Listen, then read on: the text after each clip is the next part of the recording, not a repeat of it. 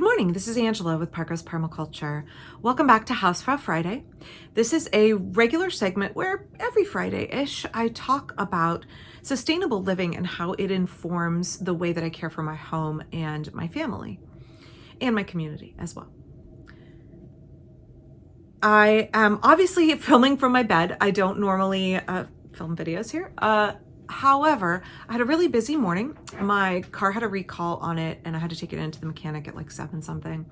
And then I came home and I got a loaf of bread rising, making some sourdough. I have a dog who is experiencing some health issues, and so he had to have all his medicine and his foot soak and all of that stuff, and then poultry chores, and got the kitchen cleaned up a little bit. And then I had a meeting with Neighbors for Clean Air and community members. We are working on an environmental justice issue in my neighborhood, and so we have a Zoom call every Friday morning. And after that call, I thought, the house is kind of quiet, and I put my PJ pants back on, and I thought, I'm gonna just sit in bed, have some more coffee, and work on my books. So for those of you that have followed this channel for a while, you may know that I have been writing two books and started a third. I have a fair amount of experience writing. I've been published in several magazines over the years. I have had a bunch of recipes published. I did some writing for a while for an organic food company website. It's not that I don't know how to write, it's that I struggle very hard with being hypercritical and having perfectionistic tendencies, and that makes it very hard for me to complete anything. So writing a book on permaculture fruit that has been in the works for a number of years, and then some books on kind of sustainable living and homemaking.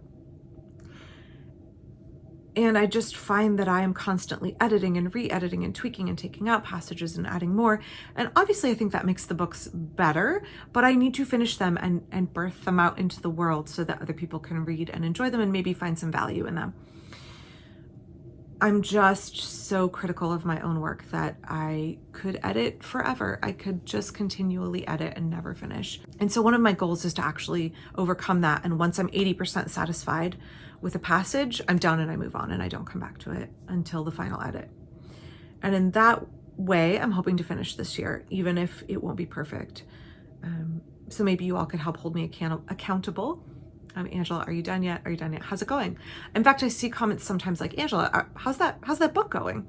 And oh, you guys are right. I need to finish. So that's what I was working on quietly this morning. We have a house guest.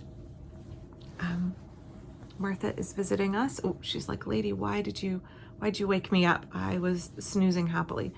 We have a house guest. So kind of working on writing it from bed, snuggling with Martha has been a good way to spend my morning. But I'm working on this particular passage, and it's talking about traditions. And so I thought, I have a regular Hausfrau Friday video that's scheduled for today. I'm going to pause it for a week or two, and I want to talk about traditions, because as I'm reading through this and editing and tweaking a little bit, we are in a period in the calendar year where we're having that transition into fall. I don't know what it's like where you live, but here in Portland, the nights are really cool. There's that kind of crispness in the air. The days are getting shorter. It really feels like we're on the cusp of fall. When it comes to traditions, there are the calendar traditions in terms of holidays that happen on specific dates, be they religious or otherwise, certain benchmarks throughout the year that we choose to honor as a society and as individuals in a household. There is also the turning over of the seasons and the importance of honoring those in various ways. And again, there are cultural ways that we do that. And then there are unique individual traditions that we honor within our household that may be unique to our family. So I'm editing this section that's kind of talking about some of the important traditions for my family and how they help us honor the rhythm of the year. And I thought, you know what? There's been a lot of public discourse over the past few years with the pandemic, with various pressures and stressors in our culture, in our world, both environmental pressures and economic pressures. where it's become really apparent to a lot of us what it means to honor traditions, what it takes to honor traditions. And by that, I mean those of us that are homemakers, those of us that are mothers in particular in the household. It's up to us to make sure that traditions play out, that the celebration of the seasons, the celebration of particular holidays and traditions falls on to us to bring to fruition, to bring into reality. That celebrations for other folks are work for us. And I think I failed to understand that on a very deep level when I was younger. Holidays felt magical. And with the changing of the seasons, there were special recipes, decoration around the house, crafts and activities that happened because my mother made them happen. And I have come to understand as an adult that that was labor that she undertook. Now, joyfully, because boy, oh boy, my mother really, homemaking was something that was a source of tremendous pleasure for her. But many of those things that she enjoyed and undertook to make holidays feel magical, my mom did Christmas like nobody else's mom. So going into fall, there were particular, I'm thinking because we're in September right now, there were particular recipes that, oh, well, this is what we do in this household. This is something that gets made in September. There were particular crafts and activities that happen in September to mark the onset of fall. And all of those were made possible by my mom. All of those traditions were kept and honored and facilitated by the homemaker in the household. And that has fallen to me the last many years. The baton has passed to me to make those happen for my household. And I find there are many of them that I just don't want to do. I don't enjoy them. They are work. And when it all falls on me to make it happen, and all of these other pressures and tasks and obligations have also fallen on me that maybe didn't exist at the same level in previous generations like boomers and silent generation. It's a lot of work to just exist and get through the day and keep a household running. Not that it wasn't work then, but it is all kinds of layers of stress more now. And a lot more of it feels precarious, and a lot more of it feels rushed and hurried, and a sense of urgency and a sense of, fragility to being a homemaker now. Because you're juggling all of these balls. And then to add on top of it, another 4 or 5 balls of making seasonal recipes happen, gift giving that you need to prepare for, decorating the house, and having those kinds of special traditions that you undertake. I just don't have the bandwidth for it, y'all. I don't know if you are this way. For me, there are traditions that I honor and that are important to me.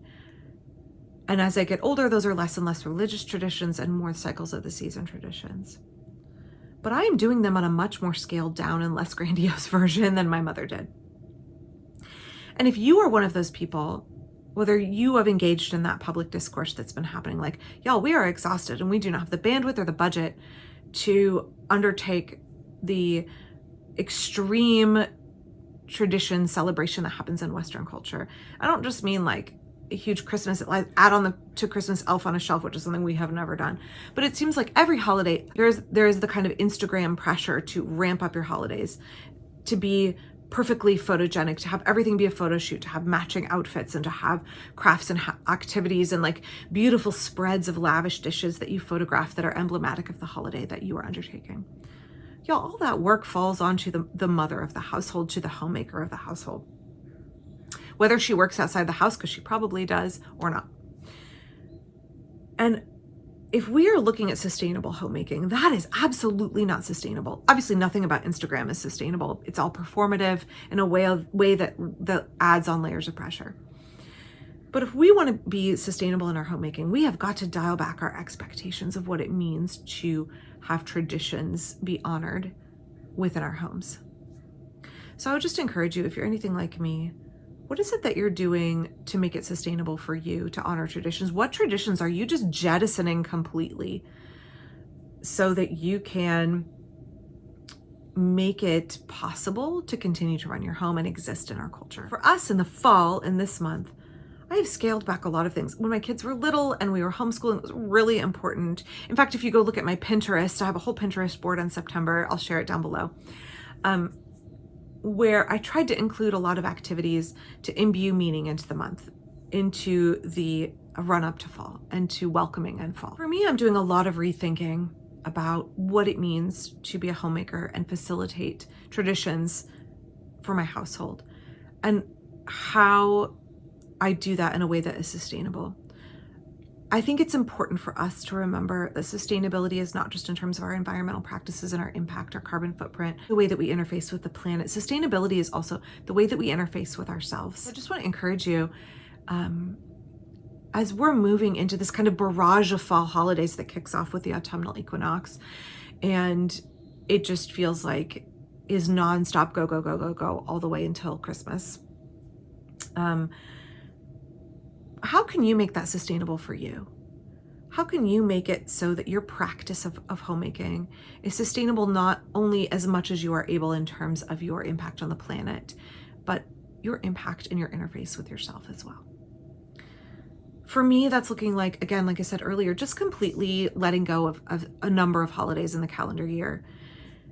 It looks like scaling them back. Instead of the pressure to keep up with the Instagram Joneses and have a lavish production, what am I doing that for? So that other people will like the images that I put out into the world while I am undergoing a tremendous amount of stress to undertake that high level of production? Nah, man. So letting go of some traditions altogether, scaling back traditions, taking off the pressure to perform your traditions for anyone outside your household. Don't post anything about your holidays on Instagram if you want this year. Don't put them on social media at all. I find for me, if I just focus on the meaning for me and the members of my household, then I am going to do a holiday right in a way that is truly sustainable. If it's not performative, if it's celebratory.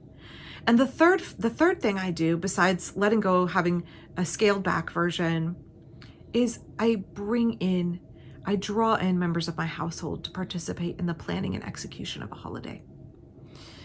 That traditions are not about everybody else just showing up and celebrating the day of. The planning, the undertaking, the production of a holiday, those are all part of the celebration. And it doesn't have to be work just for me. If everyone in my household can take on a task and say, what do you feel able to undertake? What do you feel like you are really being drawn towards in terms of planning?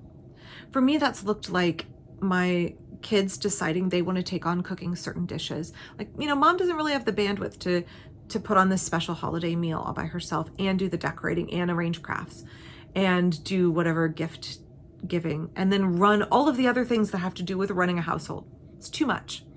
What do you guys want to do? What do you feel capable of taking on? And I think having members of the household take on maybe some of the dishes, maybe some of the cooking, maybe one of the kids says, I really want to be in charge of decorating. I said, great, here's the tub of decorations. You decorate the house how you want. Maybe it means that kids say, there's a craft that I find really meaningful or an activity that I find really meaningful and I want to plan it. For example, this weekend we're going to do the Fruit Loop in Hood River. That is a really important fall ritual for our family. We really enjoy it. My 18-year-old has decided she wants to be in charge of planning that activity. So I'm going to drive us out there, but I'm not arranging what we're doing for the day. I didn't pick the weekend. I didn't pick the schedule of farms that we're going to visit. That's up to her. And it's given her the autonomy to plan an event for her loved ones, and her friends are coming as well, to plan that without mom needing to micromanage as you are going into the fall. Please know that it's okay to scale back your traditions. It's okay to let go of traditions. It is right to ask members of your household to be involved in the planning and execution of our holiday traditions. It is not all on you to do it. It may have been in a previous generation. We are evolving as homemakers. We are evolving as caretakers of families to know that we are not doing justice. We are not doing a service to the members of our household if we exclude them from learning how to plan, how to participate in, how to produce a holiday. And that we are actually honoring the holiday more, and we are loving our family members better if we can fold them in to the work that is involved in putting on a holiday. That our stress level will be less, and believe me, the members of your household can sense the stress or lack of stress. And so when we fold our family members in, we are able to reduce our workload. We are sharing the burden with our members of our household. Our stress and anxiety are reduced. Our enjoyment of the holiday is increased. And the celebration of a tradition is something that our kids will remember as something that we do as a family every step of the way, and something that we enjoy as a family every step of the way. So I hope for you, if you are walking into this autumn with any trepidation, with any anxiety about how am I going to take on putting on all of these traditional activities or making all of these traditional menus for our household, when I've already got all of these pressures on me from the outside world, existential pressures, economic pressures, climate pressures, caregiving pressures. I want you to remember that you can absolutely let go of holiday traditions. What would happen if you just skipped Thanksgiving this year? What would happen if you decided that you didn't want to decorate for Halloween? What would happen if you decided not to do gift exchanges at Christmas, but to celebrate in a different way? It wouldn't be the end of the world. And in fact, I would bet that you would all enjoy your downtime and your holiday time even more. So feeling free to jettison holidays altogether. Feeling free to reduce and simplify what a holiday looks like. Not putting your holiday on social media. Focusing on celebration with the members of your household and simplifying in that way. And then drawing in and including members of your household in the planning, the preparation. The mailman's here. The planning, the preparation, the production, the celebration, the enjoyment of your event. If you have thoughts about celebrating traditions and holidays, and what that looks like for your household, and what that means for you as a homemaker. Hi, Athena. And what that means for you as a homemaker, please share them down below in the comments. I really love reading comments that y'all leave. What celebrating traditions and holidays looks like for your household, what it means for you as a homemaker, and how you are viewing that through a lens of sustainability, how you are making the act of carrying out holiday traditions sustainable for you as a homemaker and for your household. I'd love to hear about it down below. Please don't forget to click like and subscribe. I'll be back with a regular video next time. I'm going to get back to typing. I hope that you're enjoying your fall, and I'll be back real soon. Bye-bye.